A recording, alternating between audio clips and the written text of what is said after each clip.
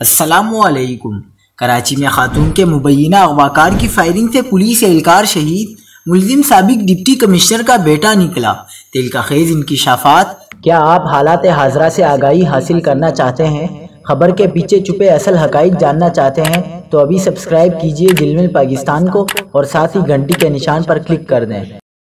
آپ کو بتاتے چلیں کہ ڈیفنس کے علاقے فیس 5 26 اسٹریٹ عبداللہ شاہ غازی مزار کے قریب فائرنگ کے واقعے میں پولیس اہلکار شہید ہو گیا۔ شاہین فورس کے 2 جوانوں کی ڈیوٹی موٹر سائیکل گشت پر تانہ درخشاں کی حدود میں تھی۔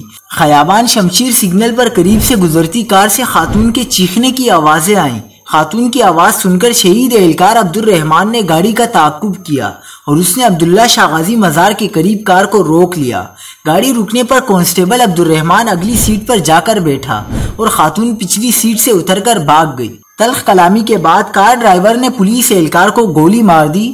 ملزم خرم نثار کا آبائی گھر ڈیفنس فیس 5 میں ہے۔ مقتول اہلکار عبدالرحمان city railway colony 10 number gate کے قریب غوثیہ مسجد کے عقب والی گلی کا رہائشی اور 4 بھائیوں میں تیسرے نمبر پر تھا۔ آبائی تعلق بنیر سے تھا، نکاح ہو چکا تھا اور دسمبر میں شادی طے تھی۔